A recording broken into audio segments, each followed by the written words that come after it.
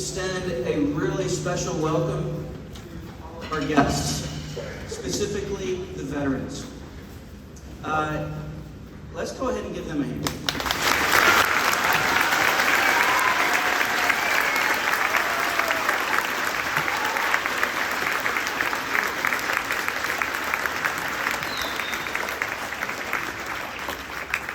It has been about 40 years since we've done this all together.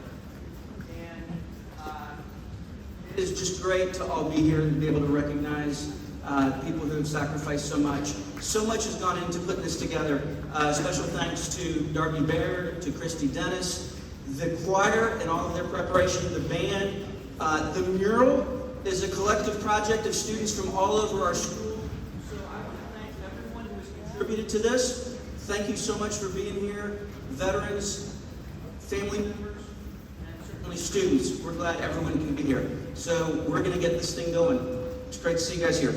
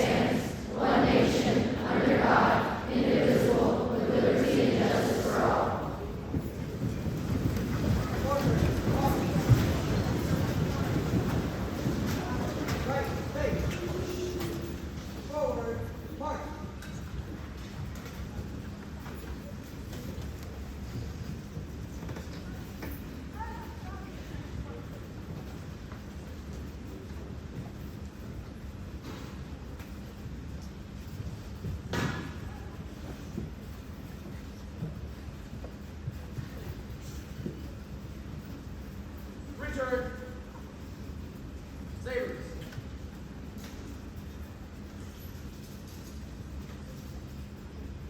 Ready, cut. Center, eight.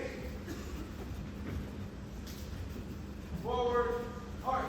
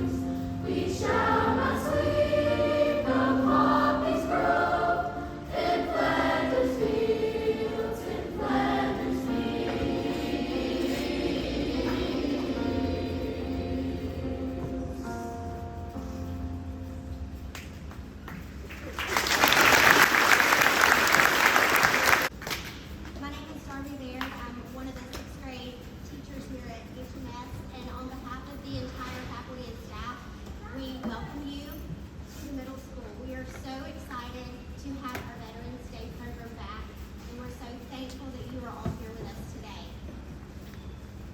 While talking to my students this week about Veterans Day, the word sacrifice kept coming to mind. We hear it all the time, but do we truly understand the sacrifice that veterans make each and every day? They sacrifice their time, serving years in service. Some have even served decades of their lives. They sacrifice their family when they are completing a training in a different state for weeks or months, or when they're stationed across the country and unable to visit, when they are deployed overseas, sometimes fighting in a foreign land. They sacrifice their own freedom in some cases. Their free time is not their own, and they must live by the military's rules and regulations. There is the ultimate sacrifice that many of our veterans have paid to ensure the protection of their fellow Americans. And whether they have paid that ultimate sacrifice or not, the risk is always there. So in understanding the sacrifices that have been made by these brave men and women, I want to say thank you. Thank you for your service to this great country, and thank you for the many sacrifices that you have made on our behalf.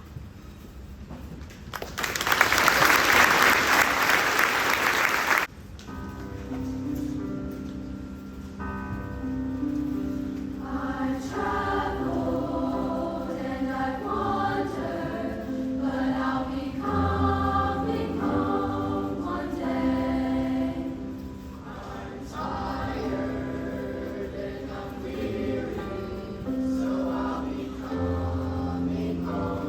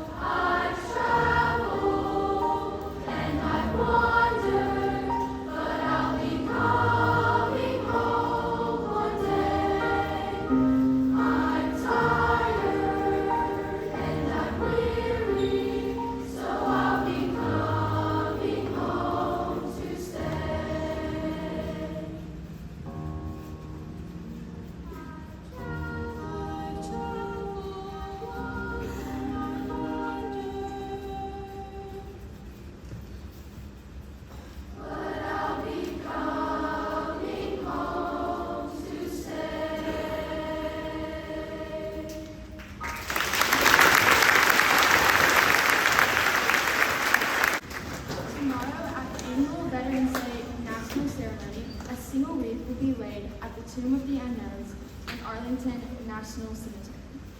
The wreath will be placed at exactly 11 o'clock a.m. on the 11th day of the 11th month, marking the national observance of the day.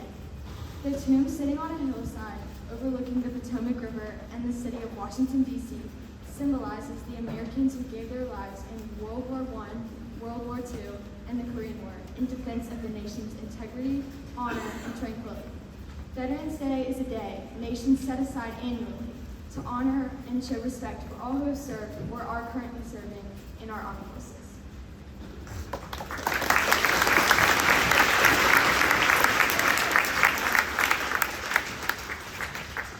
On Armistice Day, now known as Veterans Day, in 1921, an unknown American soldier of World War I brought back from France into the 3-level marble tomb called the Tomb of the Unknown Soldier.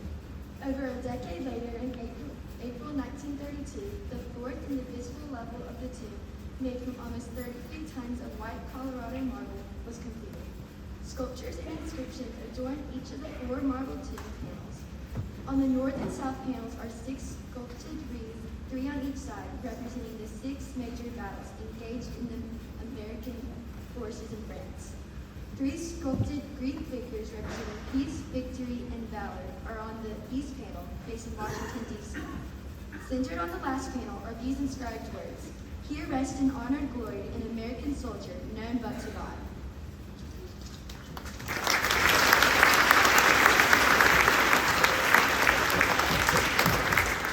Today, the tomb is referred to as the Tomb of the Unknowns because on May 30th, 1958, unknown soldiers from both World War II and the Korean War were placed in the tomb besides their World War I comrades. For more than half a century, the Tomb of the Unknowns has been the central place in Americans' observance of Veterans Day. Veteran is a term that includes all military members, men and women, past and present, of the U.S. Armed Forces, the Army, the Navy, the Marines, the Air Force, and the Coastal Guard. There are over 2 million members of our military today, including active duty, National Guard, and reserves. According to the U.S. Department of Veterans Affairs, there are over 375,000 Americans in Alabama, 375,000 veterans in Alabama alone. These brave Americans are the reason we have the freedoms we have today. It is a privilege to welcome each of the veteran honorees to our U.S. Armed Forces Veterans Program. Today we celebrate and honor each of them.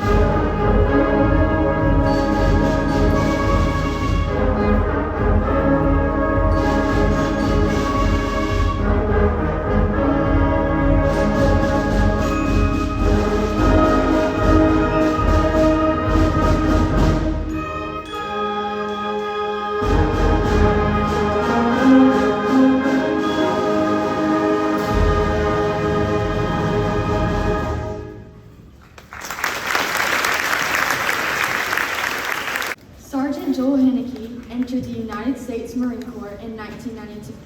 He received both recruit and infantry training in Southern California. After being trained as an aviation ordnance technician, he was sent to 29 Palms, California. At 29 Palms, Sergeant Henneke was assigned to Headquarters Battalion and served at the Ammunition Supply Depot, providing support for various combined arms exercises. During his 4th year enlistment, Sergeant Henneke received numerous commendations for his service and was meritoriously promoted twice. He was also awarded the National Defense Service Medal, a Good Conduct Medal, and the Navy and Marine Corps Achievement Medal.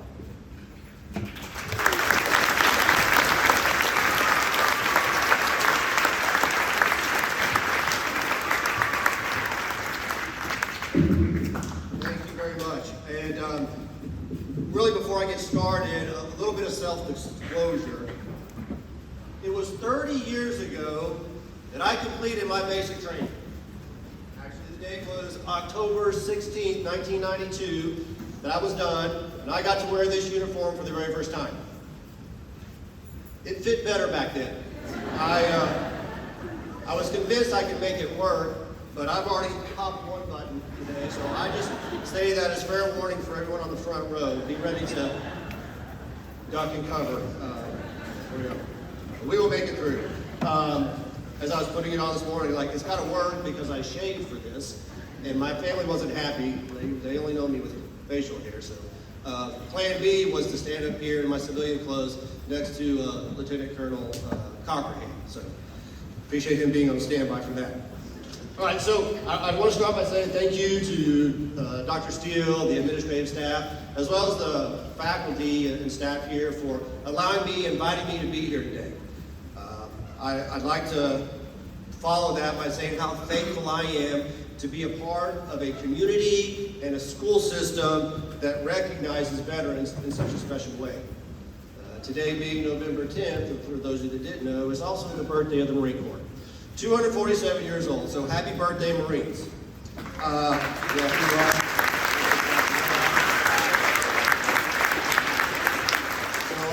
We gathered here this morning in honor of Veterans Day. I recognize that it's not just about the Marine Corps. It's about service members from all branches. The Army, the Air Force, the Navy, Coast Guard, and Marine Corps. Now, while each branch of service is different and unique unto itself in many ways, there are things that we as service members all have in common regardless of the branch of service. First and foremost is that oath that we all took. We took an oath of service, a promise that every member of the military makes and commits to adhere to. That oath notes that we commit ourselves to defending the Constitution. It's not about a person or a personality. Our oath is to the Constitution.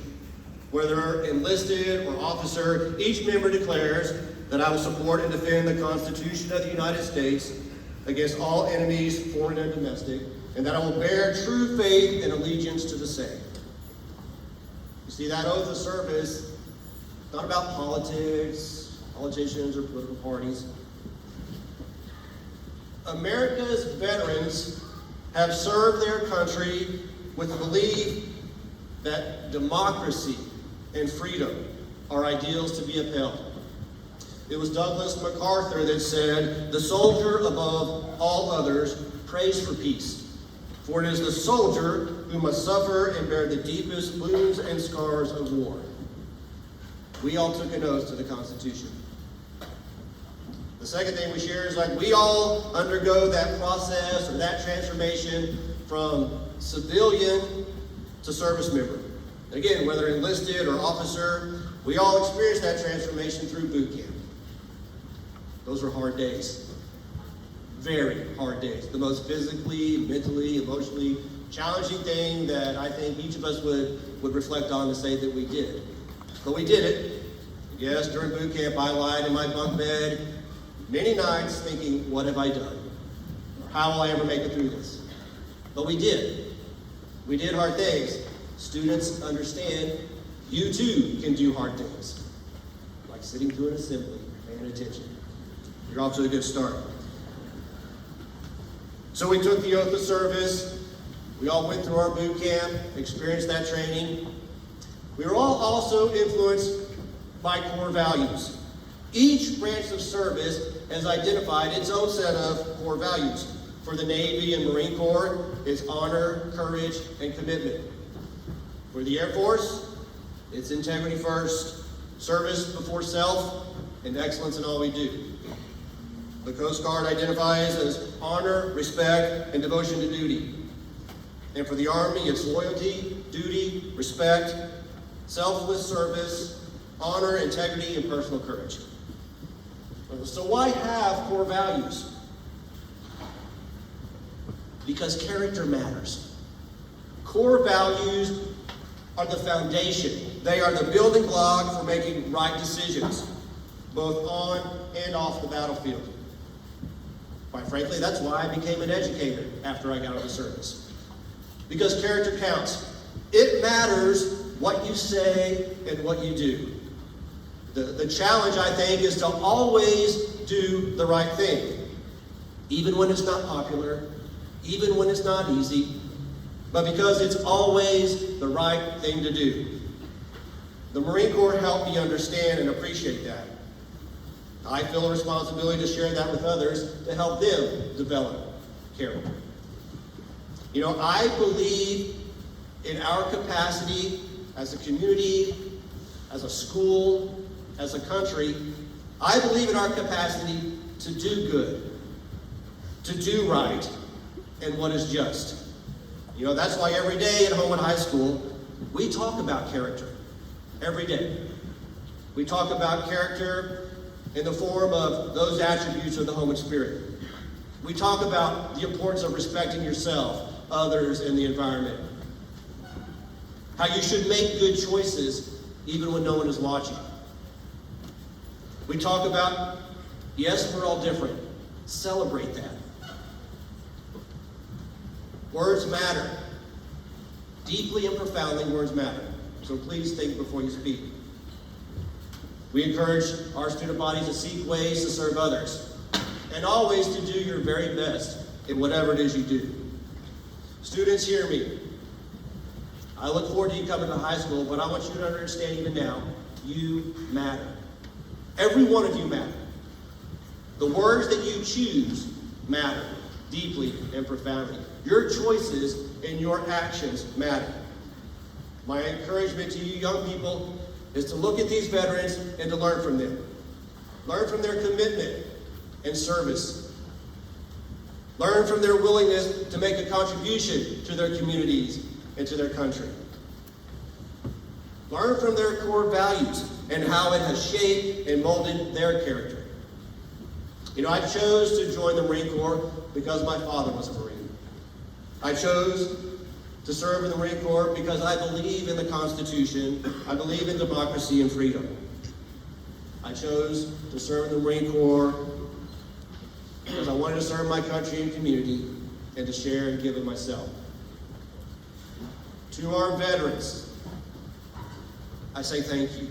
Thank you for bravely doing what you were called to do so that we all can do those things that we are free to do. God bless you.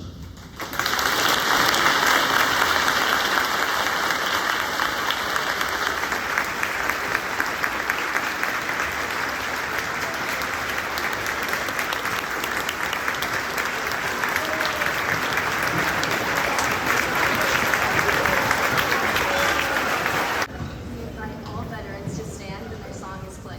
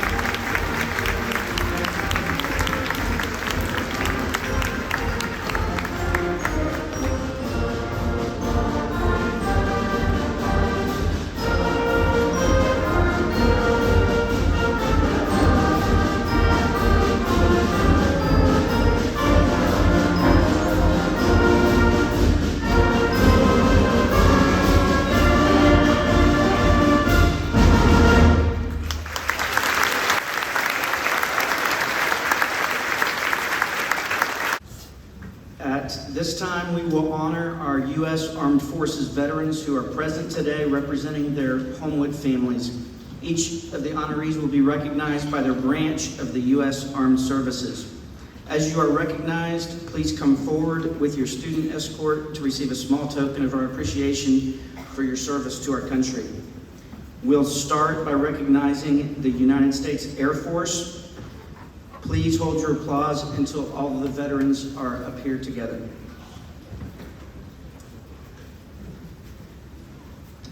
Chief Master Sergeant Reggie Bass retired from the U.S. Air Force after 33 years of service, escorted by Ashlyn, Blakey, and Palmer Moran.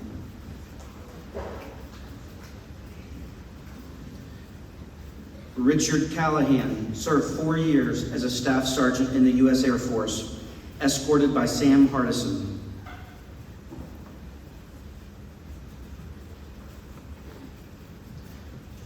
Master Sergeant David Creamy retired from the U.S. Air Force after 26 years of service, escorted by Francis Creamy.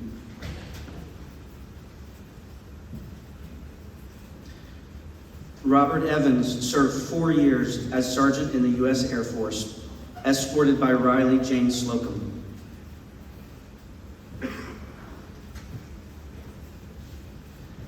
Lieutenant Colonel Edward Ganayadik retired from the U.S. Air Force after 25 years of service, escorted by Jacob Peters.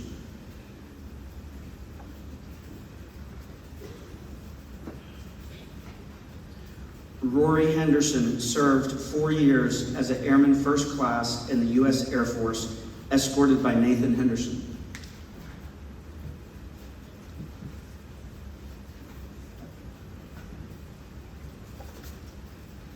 Lawson Hopper served 5.5 years as a sergeant in the U.S. Air Force, escorted by Judah Hopper.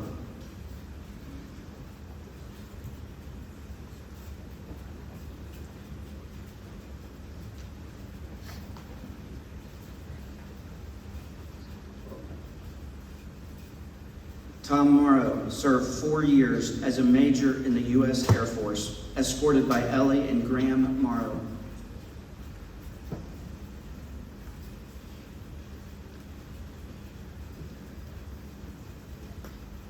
Major Chip Parker retired from the U.S. Air Force after 20 years of service and currently works with the Homewood High School Air Force Junior ROTC program, escorted by Cadets Caleb Edwards and Audrey Major.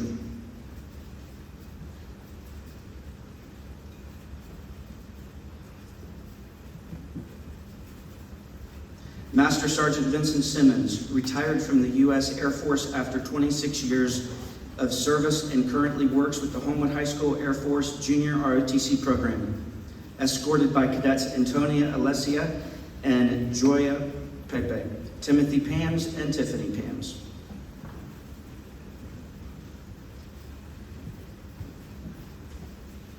Jim Taylor served 2 years as a major in the U.S. Air Force, escorted by Scarlett Taylor.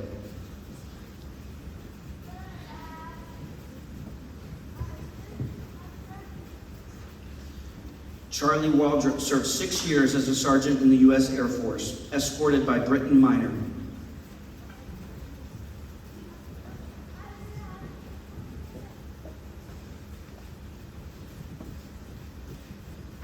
Technical Sergeant Ronald C. Gilbert retired from the U.S. Air Force after 20 years of service, escorted by Alton Powell.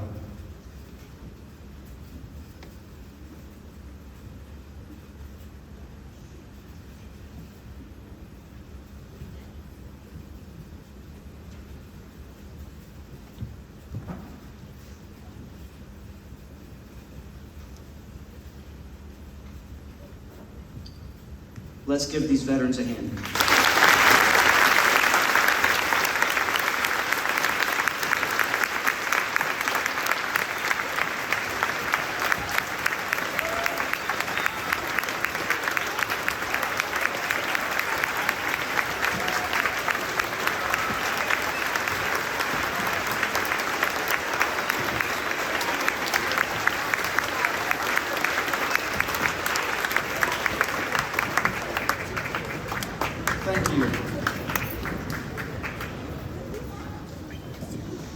We will now recognize the United States Army and United States Army Reserves. Again, thank you for holding your applause until they're all up here.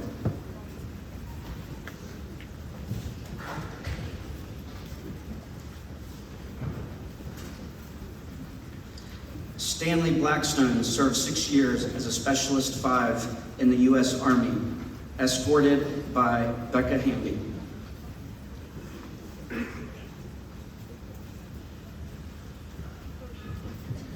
First Sergeant John Bradley retired from the U.S. Army after 36 years of service, escorted by Anna Peterson.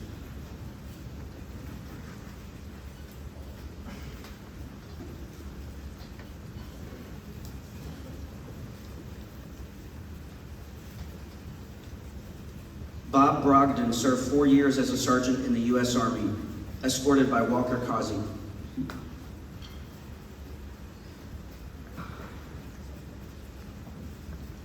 Dwayne Koshat served 2 years as a first lieutenant in the U.S. Army, escorted by Emily Cheprakab.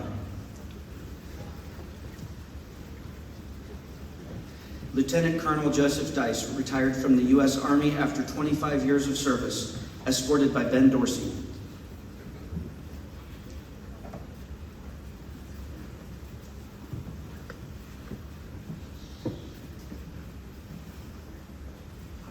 Peter Drake served 8 years as a sergeant in the U.S. Army, escorted by Ann Michael Drake.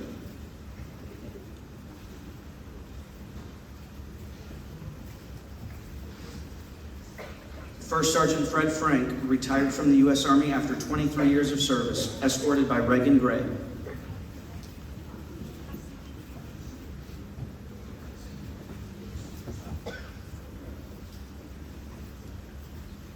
Edward Garcia served 2 years as a sergeant in the U.S. Army, escorted by Judah Hopper.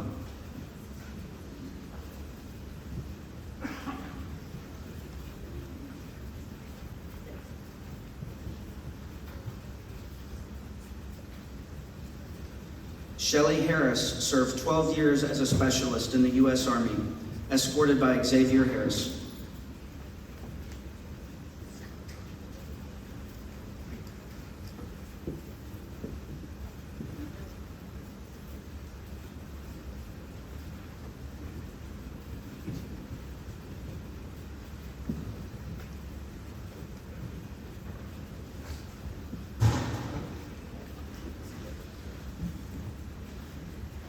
John Edward Hornbuckle served 5 years as a first lieutenant in the U.S. Army, and Colonel Owen Harvey Skinner Jr. retired from the U.S. Army after 26 years of service. Both are escorted by George and Henry Hornbuckle.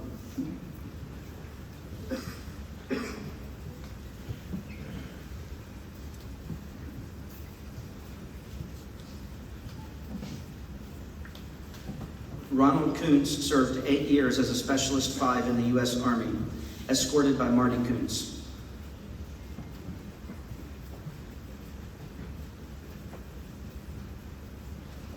Lieutenant Colonel David Litton retired from the U.S. Army after 22 years of service, escorted by Davis Litton.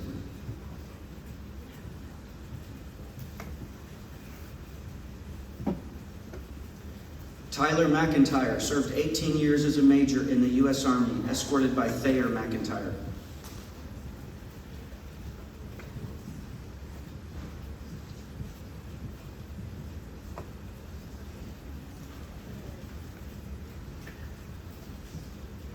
Joe Miner served 2 years as a specialist in the U.S. Army, escorted by Britton Miner.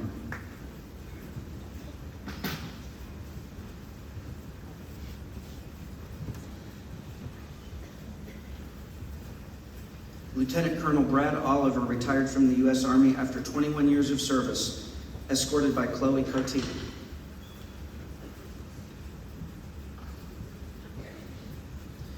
David Putman served 4 years as a first lieutenant in the U.S. Army, escorted by Edwin McBride.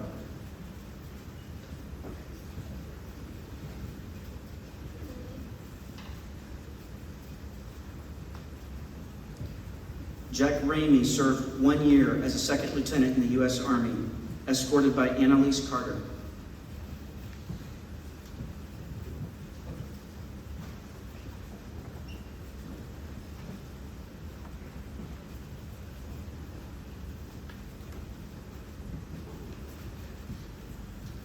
Scott Robertson served 3 years as a sergeant in the U.S. Army, escorted by Grayson Todd.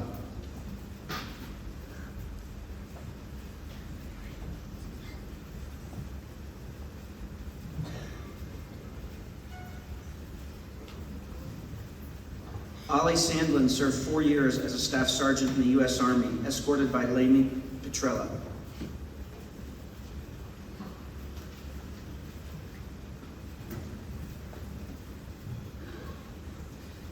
Major Charles Smith retired from the U.S. Army Special Forces after 21 years of service, escorted by Jackson Smith.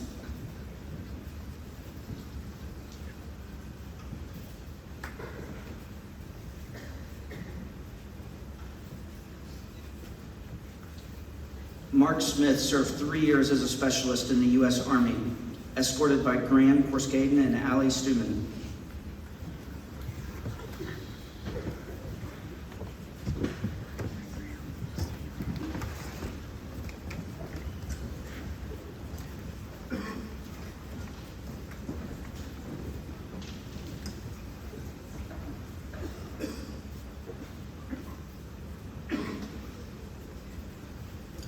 Colonel Shelby L. Starling Jr. retired from the U.S. Army after 30 years of service, escorted by Lolly Wilson.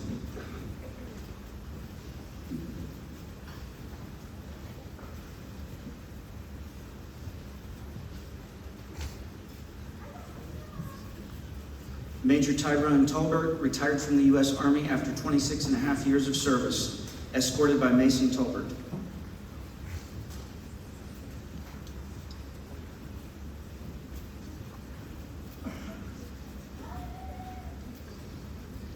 John Welch served 4 years as a staff sergeant in the U.S. Army, escorted by Joshua Cole.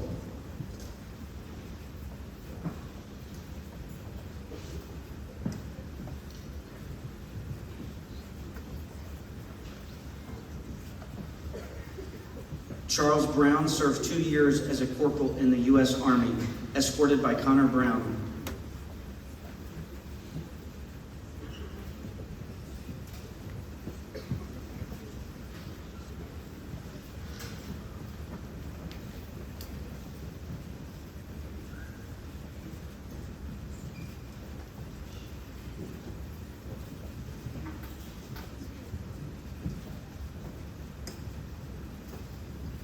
Don Belk Young served 3 years as a staff sergeant in the U.S. Army, escorted by Nona Thomas and Desiree Vogel.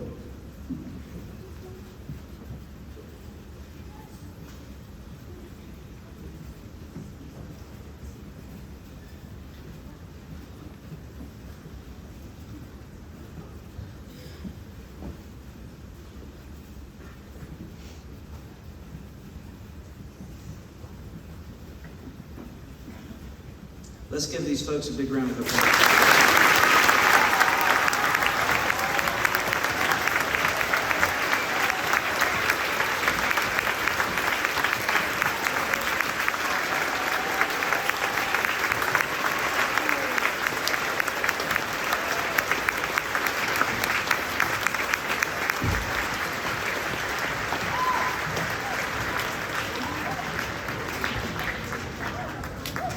Thank you, Army veterans. At this time, we'll recognize United States Marine Corps. Please hold your applause until all the veterans have been recognized.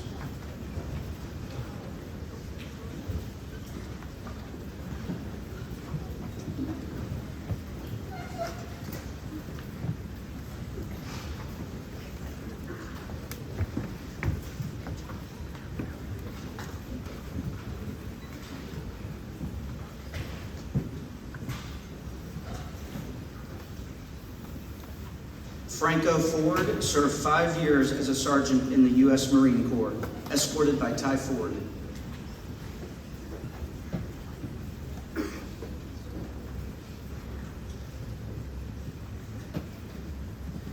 John Hilmer III served 4 years as a sergeant in the U.S. Marine Corps, escorted by Tricia Holly.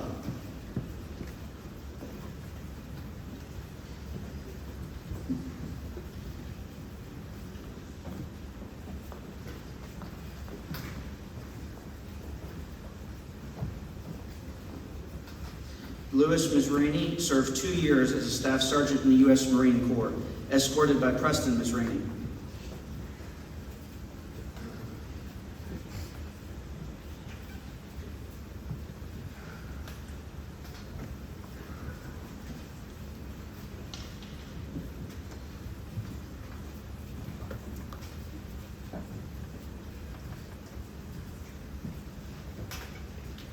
Let's give these Marine veterans a hand.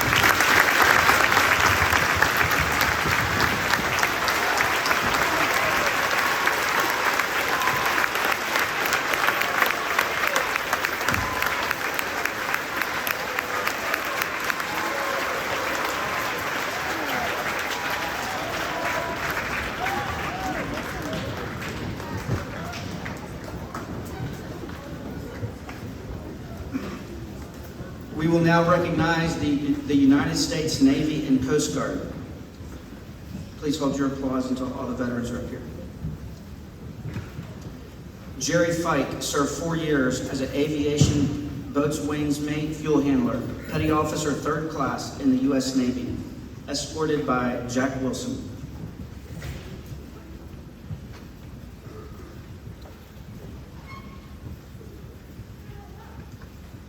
Dell Houghton served 2 years as a hospital corpsman in the U.S. Navy, escorted by Tabitha Lackey.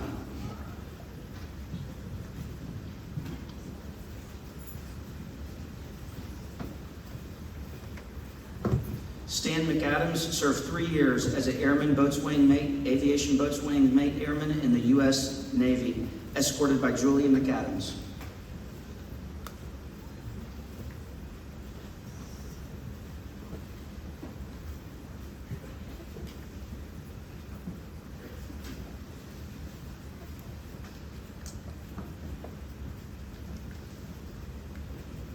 Let's give them a round of applause.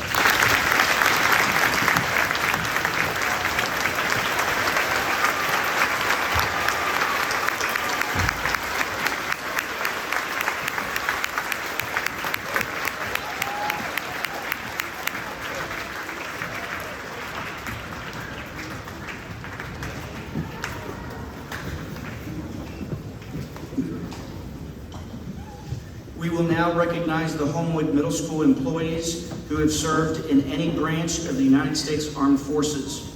When your name is called, please come forward to the podium to accept a small token of our appreciation for your service.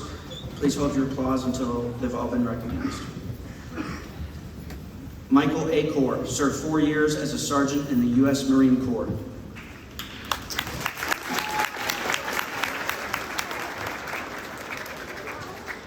Lieutenant Colonel Lee Cockerham retired from the U.S. Marine Corps after 27 years of service.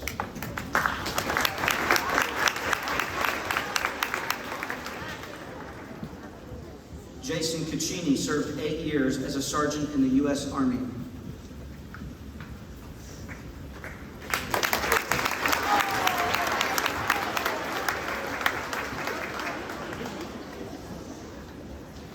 Derek Glover served 8 years as a corporal in the U.S. Marine Corps.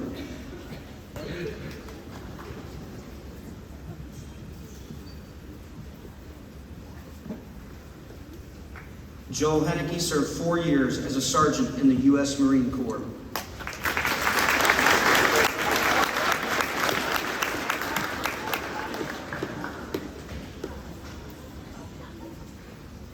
Michael Pruitt served 7 years as a petty officer 3rd class in the U.S. Navy.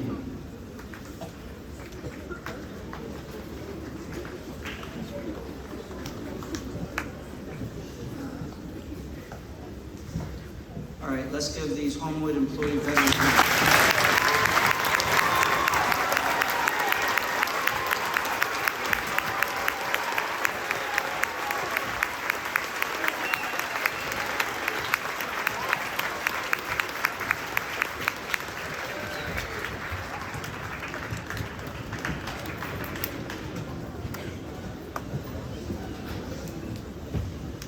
We would now like to take this time during our Veterans Day program to recognize our active service men and women.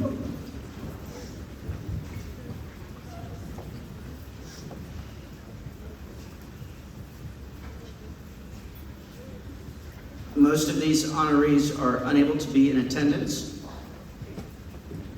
due to active duty.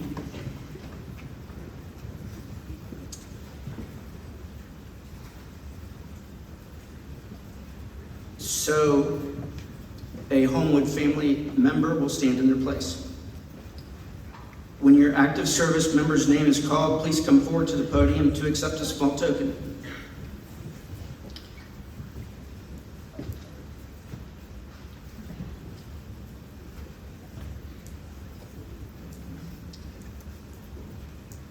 Midshipman First Class Jaden Alexander is currently in his 4th year at the U.S. Naval Academy, accepted by Ms. Jamaica Alexander.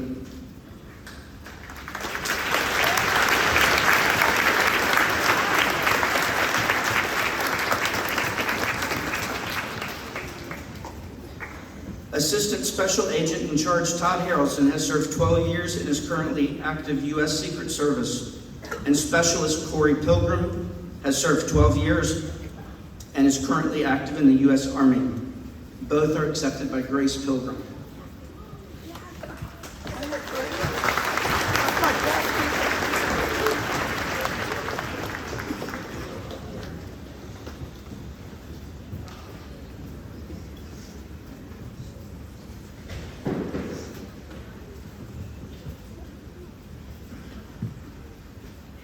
Captain Christopher F. Hill has served 26 years and is currently active in the U.S. Navy, accepted by Scarlett Taylor.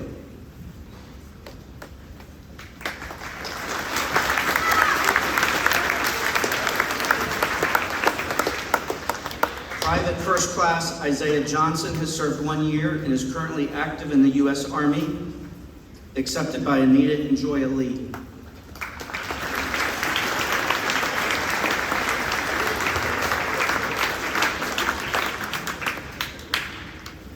Master Sergeant Marcus Jones has served 17 years and is currently active in the U.S. Army Reserve, escorted by Micah Jones.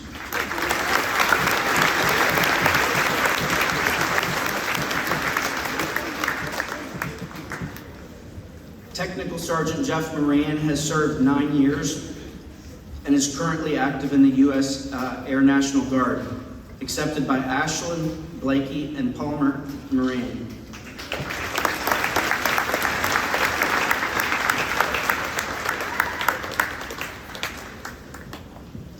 Captain David Simmons has served 12 years and is currently active in the Army National Guard, escorted by Sharon Simmons.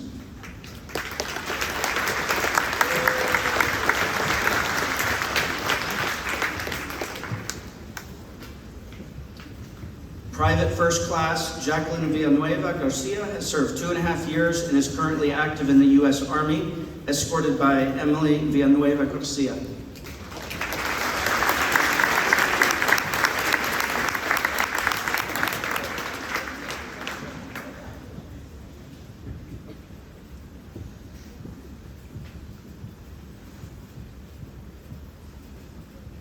Are there any veterans here, active or former veterans, who have not yet been recognized? If you would come forward. I just want to make sure we've recognized everyone. Let's give these folks a hand.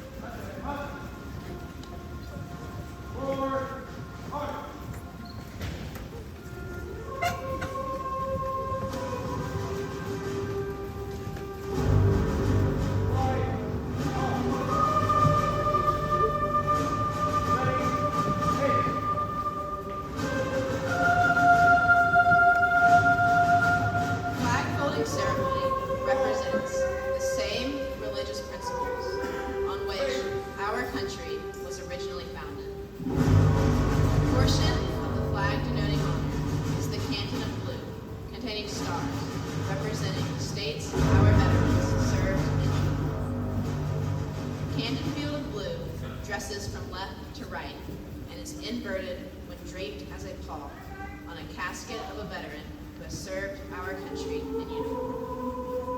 The Armed Forces of the United States, at the ceremony of retreat, the flag is lowered, folded in a triangle fold, and kept under watch throughout the night as a tribute to our nation's honored dead.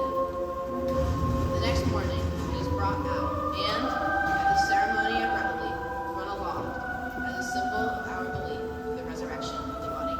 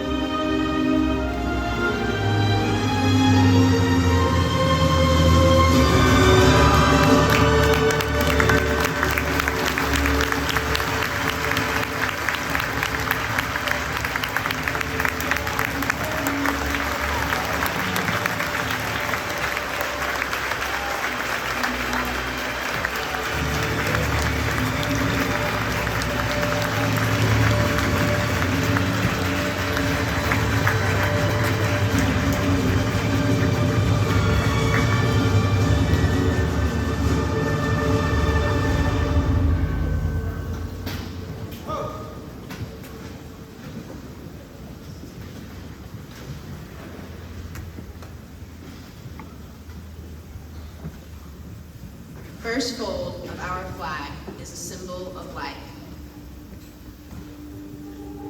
The second fold is a symbol of our belief in the eternal life. The third fold is made in honor and remembrance of the veteran departing our ranks, who gave a portion of life for the defense of our country to attain peace throughout the world. The fourth fold represents our weaker nature, for as American citizens, trusting in God, it is to Him we turn in peace as well as in times of war for His divine guidance. The fifth fold is a tribute to our country, for in the words of Stephen Decatur, our country, in dealing with other countries, may she always be right, but it is still our country, right or wrong. The sixth fold is for where our hearts lie. It is with our hearts that we pledge allegiance to the flag of the United States of America and to the republic for which it stands, one nation, under God, indivisible, with liberty and justice for all. The seventh fold is a tribute to our armed forces, for it is through the armed forces that we protect our country and our flag against all her enemies, whether they be found within or without the boundaries of our republic. The eighth fold is a tribute to the one who entered in the valley of the shadow of death, that we might see the light of day, and to honor Mother, for whom it flies on Mother's Day. The ninth fold is a tribute to womanhood, for it has been through their faith, love, loyalty, and devotion that the character of the men and women who have made this country great have been molded. The 10th fold is a tribute to Father, for He, too, has given His sons and daughters for the defense of our country since they were first born. The 11th fold, in the eyes of a Hebrew citizen, represents the lower portion of the seal of King David and King Solomon, and glorifies, in their eyes, the God of Abraham, Isaac, and Jacob. The 12th fold, in the eyes of a Christian citizen, represents an emblem of eternity and glorifies, in their eyes, God, the Father, the Son, and the Holy Ghost. When the flag is completely folded, the stars are uppermost, reminding us of our national motto, "In God we trust."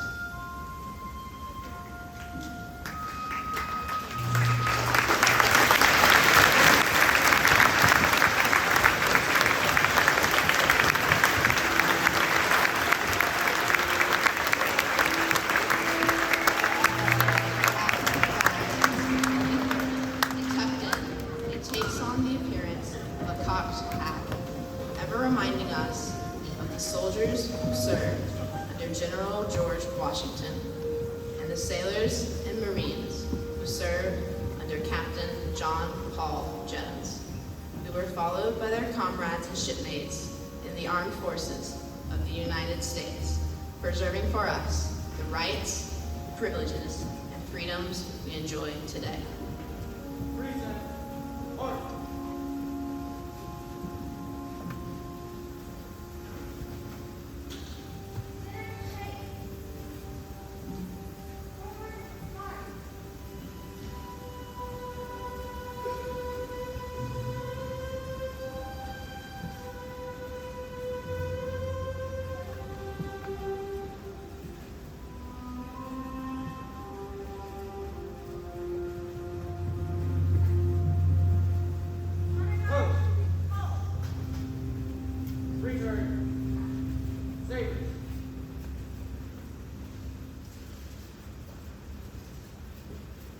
Ready, cut. Center, eight. Forward, march.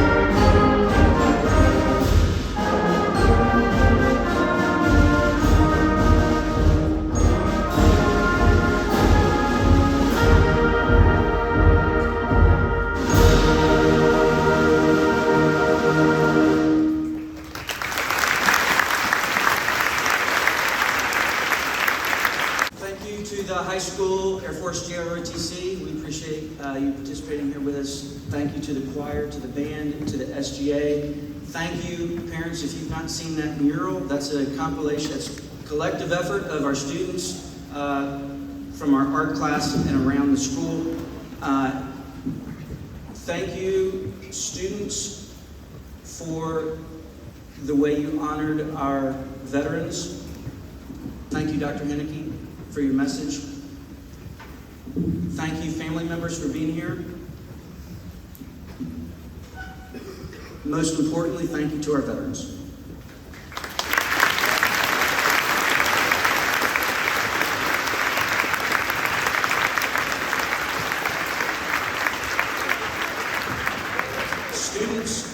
Students, when you're off tomorrow, remember why. Veterans, we honor you. Thank you for being here.